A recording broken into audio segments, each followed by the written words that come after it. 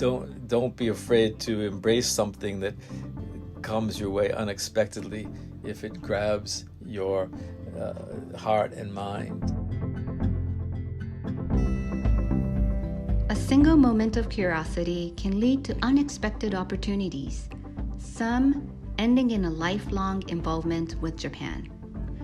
Our conversation partners all have a unique Japan journey to tell, one that's steeped in connections that have enriched their lives and altered them in deep, meaningful ways.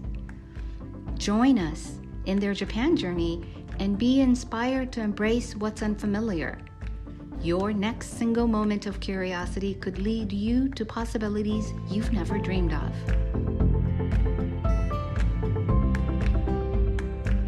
This is My Japan Journey. I'm Yuko Honda from the Japan Society of Boston. So welcome, Andrew Gordon, to our second podcast interview at the Japan Society of Boston. Thank you for joining us. You're very welcome. Andrew Gordon is the Lee and Juliet Folger Fund Professor of History at Harvard University and also our board member at the Japan Society of Boston. So, Andy, where did your Japan journey start? Right. So it started in the summer or the spring, actually, of 1969 when I was a junior in high school in Newton, Massachusetts. I was planning to take a cross-country trip that was a very popular thing to do among teenagers then, and probably now in a caravan. It was going to be in, I think, a couple vans or station wagons with a group of 8 or 10 kids, and that would have been fun. But then in May, I heard from my social studies teacher, Mr. Lorette, that another social studies teacher, actually the head of the social studies program, was running a trip to Japan, and they didn't have enough people enrolled. It was May, as I recall, and the program was going to start in June, and so he desperately needed 2 warm bodies more. And it struck me as, wow, something that might be neat, and I could probably go across the country any old time, but when could I ever go to Japan? And so I signed up, and the only places I had heard of, I remember this distinctly, looking at all of these names of cities, were Tokyo and Hiroshima and Nagasaki. I had never heard of Kyoto or Osaka, as far as I can remember, which sounds ridiculous, but I was 17 in 1969. Japan's presence in American society was not as much as it is now, and that was, I think, a typical state of knowledge or state of ignorance for an American high school kid, even going to what was considered a really good high school with strong history or social studies programs. So that was the point of departure, and it was a remarkable experience, and it just sparked a lifetime of interest in Japan. That is a remarkable story, but it does make me ask a few more questions in terms of, so there's Andy, the teenager Andy from Newton, Mass, who didn't know Kyoto, who didn't know anything about Japan, didn't have anything to do with Japan, and yet you were able to jump to that opportunity. Was that just a teenage energy and spirit, or was there something more that spiked your curiosity? I've wondered about that, but I don't think there was any particular latent, hidden curiosity about Japan that got sort of rekindled that I can think of. It was simply, here's someplace interesting. This was about something that seemed far away and probably exotic and really interesting, and so why not? I was rather struck by what was modern and familiar, and maybe it was because of the very expectation of it being unfamiliar and strange that I was so struck by what was my dominant impression was, okay, here's a place that's remarkably like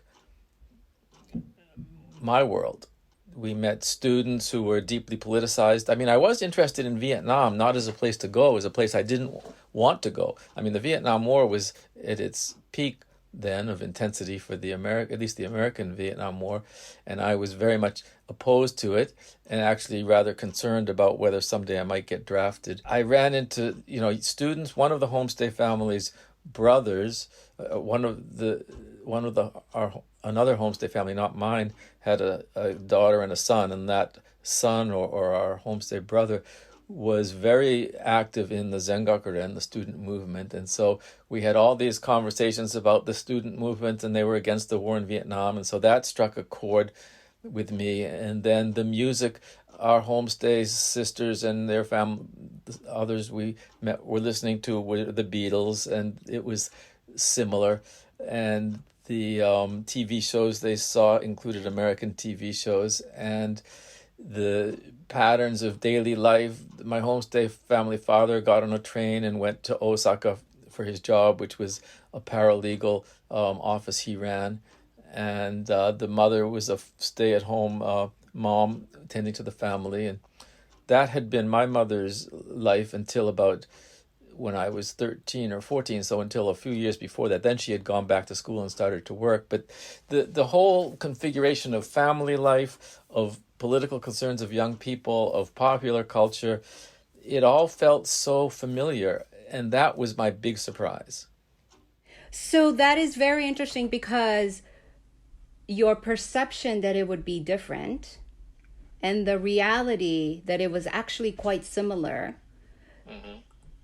Is it because you saw a human connection? So this was not just America, Japan, but it was, Andy and a person. Yeah, it was partly that, but it was not just the person to person, but it was, I wasn't a sociologist, but I was thinking about the wider society, and that also, it seemed very familiar. But, the first day in Tokyo, we went to Shinjuku. I remember thinking, oh my goodness, there are so many Japanese people. And I was sort of surprised. Then I thought, well, that's kind of stupid to be surprised, of course. But I had never seen so many Japanese people in my life. So at first it looked like a mass. But then gradually I began to get to know people individually and as families. But even the mass impression was of Sunday department stores, everybody out shopping, bustling, modern. It wasn't sort of everybody in kimonos and incense and temples and stuff. We saw some of that in Kyoto, but the initial impression was Tokyo for 10 days and then the homestay family, and that struck me more as a matter of similarity that was intriguing. Even at the first visit, my overall impression was, I'm really surprised at how recognizable this world is, from the dynamics of family, from youth culture, from the sort of general infrastructure of the society.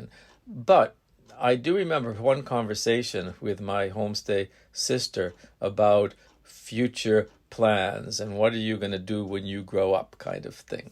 And she was going to go to Doshisha College, which it's an escalator from the high school.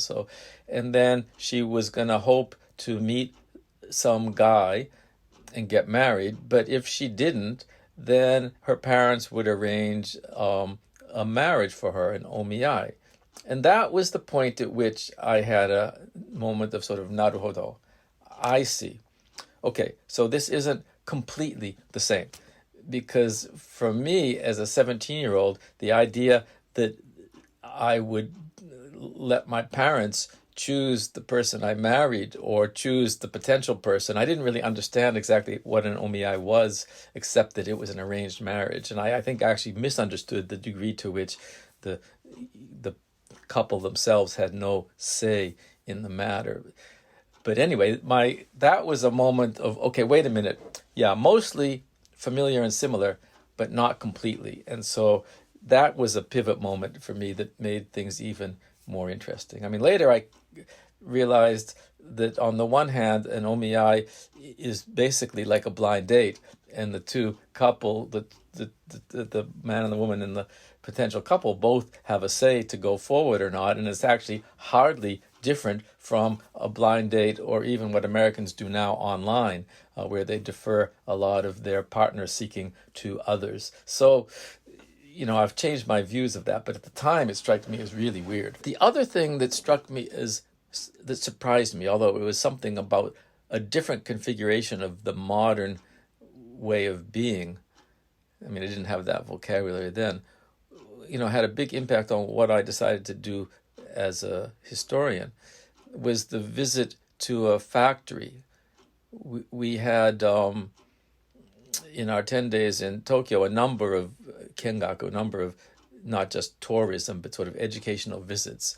And one that I remember was to the Sony factory in Shinagawa, right near the Shinagawa station, that was an assembly line, I forget for what, for TVs or for transistor radios. Anyway, the guide explained to us a couple things, that the company really took care of both the women and the men in different ways.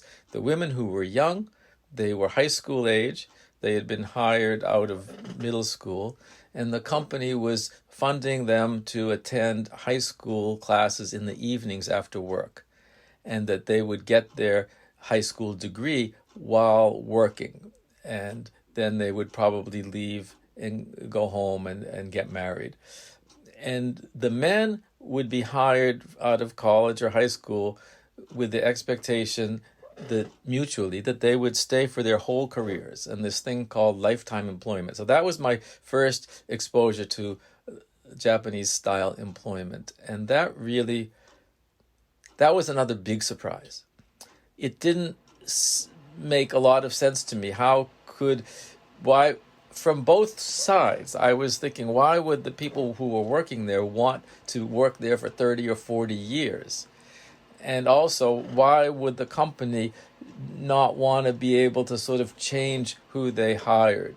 And so that struck me as something quite different. But then a couple of years later, I was a freshman in college, and I took a class with the late Ezra Vogel. That was actually my first time to meet him. And I went in and said, I'm thinking of writing about lifetime employment and how it works and why it came to be. And he said, Andy, I think that's a big topic. I don't think that's too big of a topic for a term paper for this course. And he suggested that I do something. When I did then, a few years later, go to grad school, I decided through college that although I was initially interested in contemporary Japan, I wanted to study more and learn more about Japan and about Asia, but that it was really how things got to be the way they were, the history that is behind the present, that was more interesting to me than the present itself. So I started to look into that history more seriously, and Ezra Vogel was right. It was much too much to write in a little term paper, so I wrote 3 books about it. But that is fascinating, because how interesting that Japan and your interest in history is so intertwined. There is a part of me that wonders if that trip when you, Andy, the high schooler, if you had gone to, say, India, could you have become a historian specialized in Indian history? Absolutely. I'm positive that is what would have happened, or fairly positive. I've often thought, well, gee, if I'd have had a social studies teacher who was running the trip to Brazil and I'd have signed up for that, I'd probably have learned Portuguese and Spanish, and I'd be a professor somewhere, or a teacher or researcher looking at Latin American history or Brazilian history. Isn't that fascinating how life happens that way? That it's, it's just one kikkake, as we say in Japanese, one moment that in certain ways really changed your life. Well, completely. Who would have thought, your friends or your family? My family was astonished. Yes, absolutely. And my friends were a little baffled too. And it's so serendipity. So I'm a big believer in, it's not fate. I think that's silly, or at least, some people might not think it's silly. I don't think it was fated. But anyway, something happened more or less randomly. And it was really important. That's wonderful, though. I do have to ask, I am curious. You could have this serendipity, right? This kikkake of getting to know Japan. You could have ended up being a sociologist. You could have ended up being a art historian. You could have ended being more interested in business. But it was this question that you had of this looks modern and similar, and yet it's different. Why? But you asked it in the why in terms of looking at its history. What is Yeah, it about that? What is it about history that attracted you so much? yeah, and it wasn't completely clear to me at any one moment, like a light switch went off, that it would be the direction I should go would be history. In college, I took only two history courses. And other than that, I took literature, I did sociology, I did anthropology, and they were all interesting. So at that point, I was still wavering because I was interested in understanding the present that I had experienced 3 or 4 years ago, and as an ongoing interest to make sense of Japanese society. As I thought about where my truer interest lay, it was in the process by which the present had come to be. I did a senior honors project in East Asian Studies at Harvard that looked at the American occupation of Japan. I was interested in the place of the United States in remaking Japan, or how that project went, as a political project and a social project. So that was also an experience that made me realize that my interests were sort of in the past and its connection to the present. It's really fascinating, especially as we're talking to everybody's Japan stories. And Japan as a kikkake is the same for everyone. Japan as, there's some serendipitous reason why somebody is attracted to Japan. But what comes after that is different. In your case, it led you to a life of being an historian. Your first visit to Japan really spiked your interest in the Japanese labor and where that came from and how that came to be. But are there other parts of Japanese history that if you were talking to somebody who's just beginning or whose interest is just starting, where you say you've got to look at this part of Japan or this part of Japanese history? It began with labor and management in production, but it shifted later to the emergence of middle class and consumers and the role of women in the sort of generating a modern consumer economy. I've become more and more interested in the 19th century and the transformations that came to Japan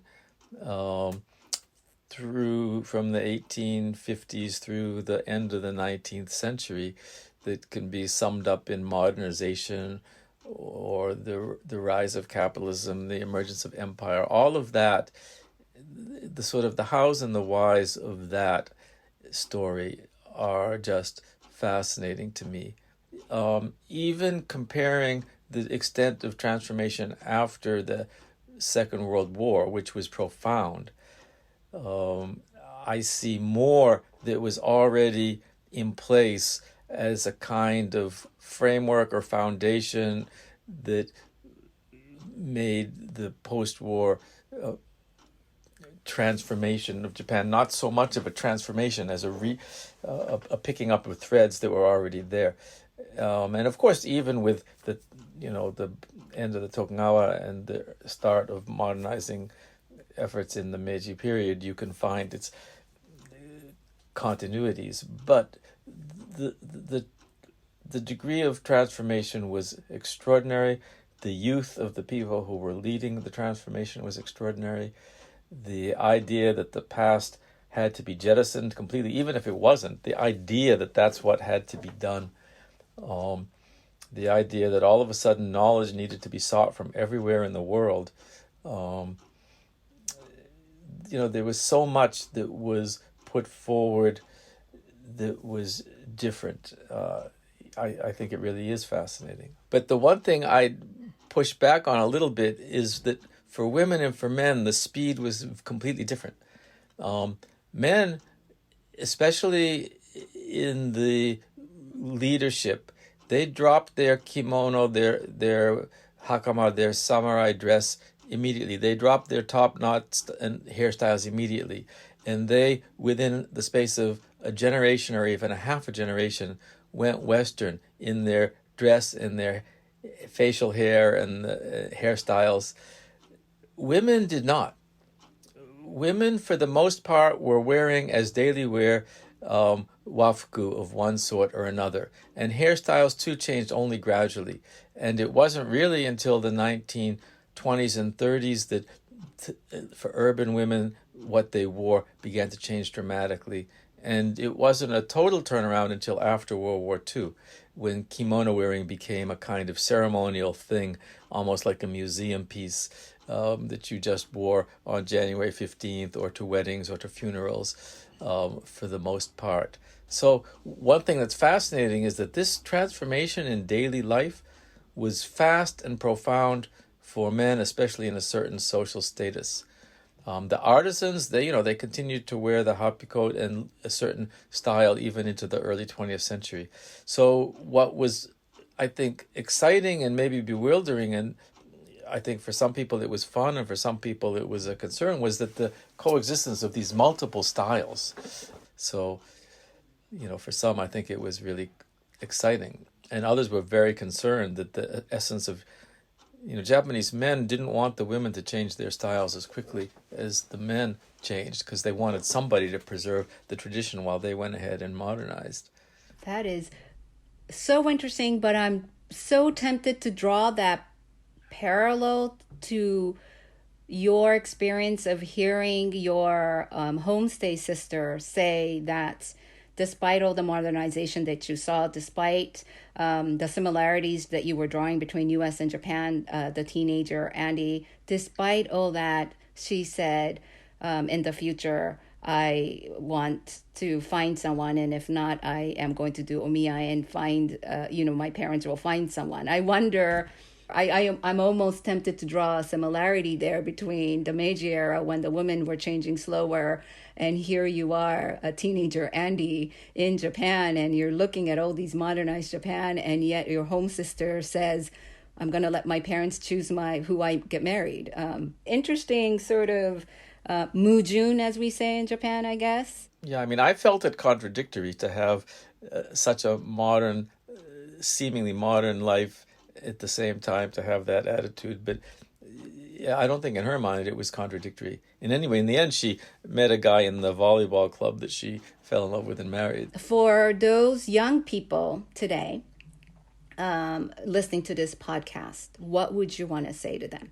Don't be afraid to embrace something that comes your way unexpectedly if it grabs your heart and mind. And I did in the end have an omiyai, essentially because my parents met a young woman at a Christmas party in my hometown, which is where I live now, Newton, and who was from Japan and who was studying at the SUNY Buffalo campus. And they said, but they actually had no intention of arranging a marriage. They thought it would be good language practice, and it was holiday time, so I was at home. And then I met her to sort of exchange English and Japanese, and then we ended up getting married. So that was also serendipity. Oh, I didn't know this. Oh, wonderful. Have we already discovered all of the surprising thing about Japan? Is there nothing that people can say, oh my goodness, I gotta try that because I never heard of, seen that before? That's an interesting question. Is there anything left that isn't already sort of, if not common knowledge, sort of not surprising? Well, the COVID-19, to get serious for a moment, has made me realize that something I thought was silly, which is wearing masks, is not. And I remember a conversation with a cousin of mine, American guy who came to Japan with his family for the first time when my wife and I were there. And it was winter, and we showed him around, and a lot of people were wearing masks. This was, a decade ago. So it had nothing to do with COVID-19. It just had to do with the standard thing that many Japanese people do, especially in winter. And he was so scornful. He said, "Why is everybody wearing masks?" And we said, "Well, it's to prevent colds." And he said, "Oh, but, those things aren't going to really filter out the microbes and the germs. It's silly." And so I believe, he's a doctor, so I believed him. My wife didn't. She thought it made sense. And I've been doing some study on the history of mask wearing, and it's so ironic because that practice started out in the West. I mean, the invention of respiratory masks came out in the 19th century and to help prevent industrial disease and protect coal miners. And then it started to be used for disease prevention and airborne transmission, and the flu pandemic of, the so-called Spanish flu pandemic, that led Americans to adopt mask wearing. But then the practice didn't take root, and it took root in Japan and elsewhere in Asia through a long, complicated process that I'm beginning to study a little bit. So there's something that we ought to try. Now, many Americans are trying it, but the degree of acceptance of it, as you know, is pretty contested here in the United States. So that would be something. Public health, the idea of modern hygiene and public health came into Japan from the West, from Germany especially, but from elsewhere in the second half of the 19th century. And I'd say that Japanese have embraced public health practice for the most part. Vaccines are a little different story, but for the most part, more fully than at least the United States has. And that we've learned that in the last year. So yeah, that would be another recommendation I'd make to people. Try out masks. It's interesting how today is so connected to some extent yesterday, as in history. What you have also shown us is that the world has always been interconnected. To your COVID example, a lot of people often talk about how COVID has shown us that the world is interconnected and interwoven. But your story of public health, your story of where mask wearing came from, the world has always been interconnected. I think, to my mind, I'm hearing history is showing us that the world is not that large, that we're always been influencing each other and making each other curious. Yeah, I think you're right. I mean, going back, centuries and centuries, the Silk Road is an example, and then more recently, what we've just been talking about with health and disease. I mean, not all the connections are happy ones because the diseases can be devastating, but absolutely interconnected for sure. Thank you so much, Andy Gordon. It's been a phenomenal journey with you, even just these small minutes that we had with you. Thank you very much for sharing your story. Thank you for asking me to do this. I've had a lot of fun doing it. Support for my Japan journey comes from the Japan Foundation Center for Global Partnership. To learn more about the Japan Society of Boston and our guest speakers, or to find the transcript of each episode, please visit our website at www.japansocietyboston.org/podcast. My Japan Journey is produced by the Japan Society of Boston and edited by Lucy Jones. Our theme music is These Times by Blue Dot Sessions, and additional music is composed by Pianimo.